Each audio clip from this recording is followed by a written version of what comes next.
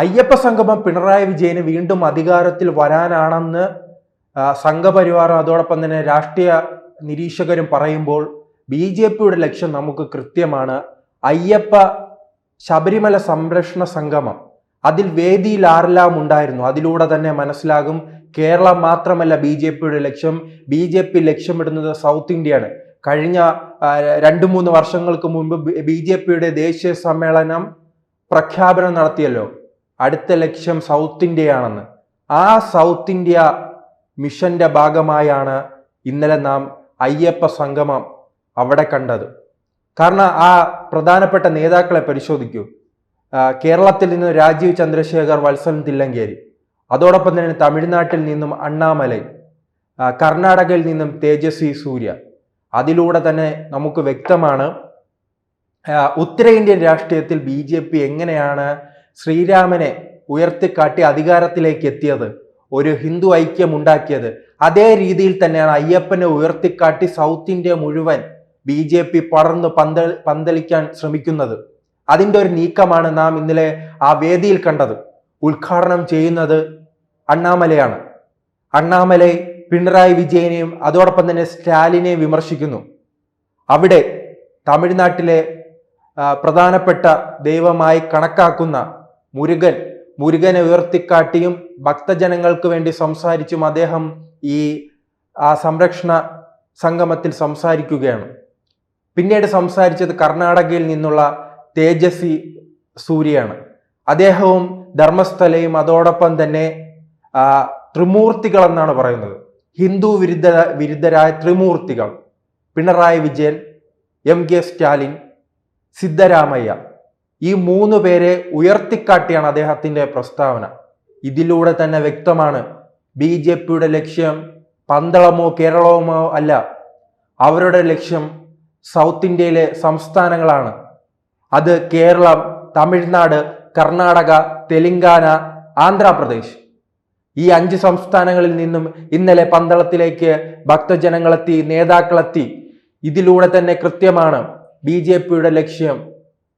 എല്ലാവരും പറയും 2019 നടന്ന 2018-19 കാലഘട്ടത്തിൽ നടന്ന ശബരിമല പ്രക്ഷോഭം BJPക്ക് ഗുണം ചെയ്തില്ല, UDFനാണ് ഗുണം ചെയ്തതെന്ന് പലരും പറയും. അങ്ങനെ പറയുന്നവരോട് ഇപ്പോൾ പന്തളം നഗരസഭ ഭരിക്കുന്ന പാർട്ടിയുടെ പേര് എന്താണ്? BJP ആണ്. അതിലൂടെ തന്നെ വ്യക്തമാണ് കേരളത്തിൽ BJPക്ക് സ്വാധീനമുള്ള എത്ര മുനിസിപ്പാലിറ്റികളുണ്ട്. അവിടെ BJPക്ക് ഭരണത്തിലെത്താൻ കഴിഞ്ഞോ? ഇല്ല. മുൻപ് 2015 തെരഞ്ഞെടുപ്പിൽ ഭരണത്തിലിരുന്ന പാലക്കാടും 2020 വരുമ്പോൾ BJPക്ക് ഒരു മുനിസിപ്പാലിറ്റി മാത്രമാണ് ലഭിച്ചത്. അത് പന്തളം മുനിസിപ്പാലിറ്റിയാണ്. അതിലൂടെ തന്നെ വ്യക്തമാണ് BJP ശബരിമല പ്രക്ഷോഭം കൊണ്ട് ഗുണം ലഭിച്ചിട്ടുണ്ട്. അതോടൊപ്പം തന്നെ പത്തനംതിട്ട ലോക്സഭാ മണ്ഡലം പരിശോധിച്ചാൽ നമുക്ക് മനസ്സിലാകും അതിവേഗമായിരുന്നു BJPയുടെ വളർച്ച. അതിന് പിന്നിലെ കാരണം എന്താണ്? ശബരിമല പ്രക്ഷോഭം. അങ്ങനെ BJPക്ക് വലിയ രീതിയിൽ തന്നെ ഗുണങ്ങളാണ് ശബരിമല ഉണ്ടാക്കുന്നത്. അത് കേരളത്തിൽ മാത്രമല്ല, മറ്റ് സൗത്ത് ഇന്ത്യയിലെ സംസ്ഥാനങ്ങൾക്ക് കൂടി വ്യാപിപ്പിക്കാനുള്ള ശ്രമമാണ് ഇന്നലെ നാം പന്തളത്ത് കണ്ടത്. BJP ലക്ഷ്യമിടുകയാണല്ലോ കേരളവും തമിഴ്നാടും അടക്കം, കർണാടകയും ആന്ധ്രാപ്രദേശും അടക്കമുള്ള സംസ്ഥാനങ്ങൾ. ആ സംസ്ഥാനങ്ങളിലേക്ക് കടന്നു കയറാനുള്ള ശ്രമമാണ് BJP ഇപ്പോൾ നടത്തിക്കൊണ്ടിരിക്കുന്നത്. കാരണം 2029 ലോക്സഭാ തെരഞ്ഞെടുപ്പാണ് ഇനി BJP പ്രധാനമായി ലക്ഷ്യം വയ്ക്കുന്നത്. അത് നാം 2024 ലോക്സഭാ തെരഞ്ഞെടുപ്പിന് മുൻപും ആ നീക്കം കണ്ടിരുന്നു. കാരണം ഉത്തർപ്രദേശ് അടക്കമുള്ള ഉത്തരേന്ത്യയിലെ പല സംസ്ഥാനങ്ങളിലും BJPയുടെ വളർച്ച അതിൻ്റെ അന്ത്യഘട്ടത്തിൽ എത്തി നിൽക്കുകയാണ്. ഇപ്പോൾ ഉത്തർപ്രദേശ് തന്നെ നമുക്ക് പരിശോധിക്കാം. അവിടെ 80 സീറ്റിൽ BJP 2014 തെരഞ്ഞെടുപ്പിൽ മുഴുവൻ 70 സീറ്റിലധികം വിജയിച്ചു കഴിഞ്ഞു. അതോടൊപ്പം തന്നെ രാജസ്ഥാനിൽ മുഴുവൻ സീറ്റിലും വിജയിക്കുന്ന ഘട്ടമുണ്ട്. മധ്യപ്രദേശിൽ, ഛത്തീസ്ഗഡിൽ, ഒറീസയിൽ, അങ്ങനെ എല്ലാ ഉത്തരേന്ത്യ സംസ്ഥാനങ്ങളും BJP അതിന്റെ പീക്കിലാണ് വളർച്ച എത്തി നിൽക്കുന്നത്. ഇനി BJP വളരാനുള്ളത് സൗത്ത് ഇന്ത്യയിലേക്കാണ്. അപ്പോൾ സൗത്ത് ഇന്ത്യയിലെ ഒരു 100-150 സീറ്റിലേക്ക്, ലോക്സഭാ സീറ്റിലേക്ക് വളർന്നു കയറുക എന്നതാണ് BJPയുടെ ലക്ഷ്യം. അതിനുവേണ്ടിയാണ് ഇപ്പോൾ BJP പ്രവർത്തിക്കുന്നത്. ഇപ്പോൾ കേരളത്തിൽ 20 സീറ്റ്, തമിഴ്നാട്ടിൽ 40, പുതുച്ചേരിയാണ് അടക്കം.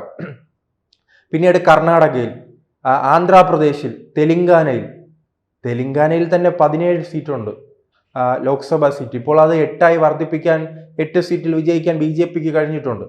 അങ്ങനെ BJP കൃത്യമായി ലക്ഷ്യമിട്ട് തന്നെയായിരുന്നു പന്തളത്ത് വന്നത്.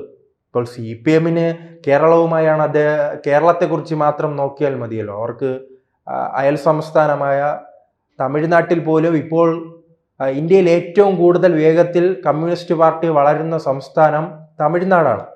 പക്ഷെ തമിഴ്നാട്ടിൽ പോലും ഒറ്റയ്ക്ക് നിന്നാൽ ഒരു സീറ്റെങ്കിലും വിജയിക്കാൻ ഈ കമ്മ്യൂണിസ്റ്റ് പാർട്ടികൾക്ക് കഴിയുമോ? പിന്നീട് ഭരണത്തിലുണ്ടായിരുന്ന ബംഗാളിൻ്റെ അവസ്ഥയോ? ബംഗാളിൽ 0 സീറ്റല്ലേ. അതിനേക്കാൾ മെച്ചമാണ് കേരളത്തിൽ BJP ഇവിടെ 20% വോട്ടുണ്ട്. അവിടെ 35 കൊല്ലം ഭരിച്ച പാർട്ടിക്കുള്ളത് 5-ൽ താഴെ ശതമാനം വോട്ടാണ്. ആ രീതിയിലേക്ക് തകർന്ന് തരിപ്പണമായില്ലേ. അതുകൊണ്ട് തന്നെയാണ് അവർ ഹിന്ദുവോ മുസ്ലിമോ ക്രിസ്ത്യനോ ആരെ പ്രീണിപ്പിച്ചാലും ഒന്ന് അധികാരത്തിൽ എത്തണമെന്നത് പിണറായി വിജയന്റെ മോഹമാണ്. അത് സാധിക്കാൻ വേണ്ടിയുള്ള ശ്രമമാണ് അദ്ദേഹം നടത്തുന്നത്. പക്ഷെ BJPക്ക് ആ ലക്ഷ്യമല്ല, അവർക്ക് വലിയ ലക്ഷ്യമാണ്. പ്രത്യേകിച്ച് അണ്ണാമലൈ എത്തിച്ചതിലൂടെ തന്നെ അത് കാര്യങ്ങൾ വ്യക്തമാണ്. തമിഴ്നാട് എന്ന വലിയ സംസ്ഥാനം പിടിച്ചെടുക്കുക എന്നത് അവരുടെ പ്രഖ്യാപിത നിലപാടാണ്. അതിനുവേണ്ടിയുള്ള കൃത്യമായ ഇടപെടലുകൾ ഉണ്ടാകുന്നു. കേരളത്തിലും തമിഴ്നാട്ടിലും അമിത്ഷായും നരേന്ദ്രമോദിയും ഇടയ്ക്കിടയ്ക്ക് സന്ദർശനം നടത്തുകയാണ്. കഴിഞ്ഞ 2 മാസത്തിനിടെ ഒരു മാസങ്ങൾ പരിശോധിച്ചാൽ നമുക്കറിയാം, എല്ലാ മാസവും ഇപ്പോൾ തുടർച്ചയായി തന്നെ അമിത്ഷാ കേരളവും തമിഴ്നാട് സന്ദർശിക്കുന്നുണ്ട്. ഇടയ്ക്കിടയ്ക്ക് നരേന്ദ്രമോദി വരുന്നുണ്ട്. ഇതിലൂടെ വ്യക്തമാകുന്നത് ഈ സംസ്ഥാനങ്ങളിലേക്ക് കടന്നു കയറാനുള്ള വലിയ തയ്യാറെടുപ്പാണ് ഈ BJP നടപ്പിലാക്കുന്നത്. ഇത് തിരിച്ചറിയാതെ അവർക്ക് വഴിയൊരുക്കുന്ന സാഹചര്യത്തിലേക്കാണ് പിണറായി വിജയൻ പോകുന്നത്. അദ്ദേഹത്തിൻ്റെ ഈ ചില മണ്ടൻ തീരുമാനങ്ങളാണ് BJPക്ക് ഇവിടെ വഴി ഒരുക്കുന്നത്. BJPക്ക് വഴി ഒരുക്കുകയാണെങ്കിൽ അത് കൃത്യമായി മുതലാക്കാൻ അവർക്കറിയാം. കോൺഗ്രസ് പാർട്ടിയാണെങ്കിൽ നോക്കൂ, 2 വർഷമായി 2 ടേമായി പിണറായി വിജയൻ അധികാരത്തിൽ ഇരിക്കുകയാണ്. വലിയ രീതിയിൽ ഭരണവിരുദ്ധ വികാരമുണ്ട്. അദ്ദേഹത്തിൻ്റെ കുടുംബത്തിനെതിരെ ആരോപണമുണ്ട്, അഴിമതിക്കഥകളുണ്ട്, പോലീസ് സേനയുമായി ബന്ധപ്പെട്ട് വലിയ ആരോപണങ്ങൾ നിലനിൽക്കുന്നു, ചീത്തപ്പേരുകൾ നിലനിൽക്കുന്നു. എന്നിട്ട് UDFനെയും കോൺഗ്രസിനെയും നാം തെരുവുകളിൽ കാണുന്നുണ്ടോ? എന്തിനു പറയുന്നു? യൂത്ത് കോൺഗ്രസിന്റെ പ്രവർത്തകനെ കുനിച്ചു നിർത്തി ഇടിച്ചിട്ട് കോൺഗ്രസ് പാർട്ടി അനങ്ങിയോ? കോൺഗ്രസിലെ യൂത്ത് കോൺഗ്രസിന്റെ 5-6 പിള്ളേർ വഴിനീളെ സമരം ചെയ്തു, അല്ലാതെ എന്ത് ചെയ്തു? ആ സമയം നമ്മുടെ VD സതീശൻ മുഖ്യമന്ത്രിയുമായി പായസം കൂട്ടി ആഹാരം കഴിക്കുകയാണ്, ആ ഓണസദ്യ കഴിക്കുകയാണ്. അങ്ങനെയാണ്. കോൺഗ്രസിന് അത് കൃത്യമായി മുതലെടുക്കാനുള്ള കഴിവില്ല. മറിച്ച് BJPക്ക് അത് കൃത്യമായി കഴിവുണ്ട്. അവർ തന്ത്രപൂർവ്വം മാത്രമേ മുന്നോട്ട് പോകൂ. അതാണല്ലോ ഉപരാഷ്ട്രപതി തെരഞ്ഞെടുപ്പിൽ നാം കണ്ടത്. തമിഴ്നാട് ലക്ഷ്യം വയ്ക്കുന്നു BJP. അതിൻ്റെ ഫലമായാണ് ഉപരാഷ്ട്രപതി തെരഞ്ഞെടുപ്പിൽ തമിഴ്നാടുകാരനായ തമിഴ് ആശയം ഉയർത്തിപ്പിടിക്കുന്ന ഒരാളെ വിജയിപ്പിച്ചെടുത്തത് BJP. അപ്പോൾ ഇന്നലെ കണ്ട പന്തളത്ത് നടന്ന സന്ദേശം, ആ സമ്മേളനം ഒരു സന്ദേശമാണ്.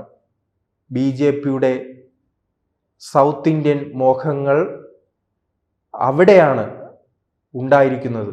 അതിനുവേണ്ടി സൗത്ത് ഇന്ത്യ പിടിക്കുക എന്ന ലക്ഷ്യത്തിലേക്കുള്ള ഒരു ചുവട് വയ്പായിരുന്നു പന്തളത്ത് നാം ഇന്നലെ കണ്ടത്. കൂടുതൽ വാർത്തകളും വിശേഷങ്ങളും നിങ്ങളിലേക്ക് എത്താൻ ABC മലയാളം സബ്സ്ക്രൈബ് ചെയ്യുക, ബെൽ ബട്ടണും അമർത്തുക.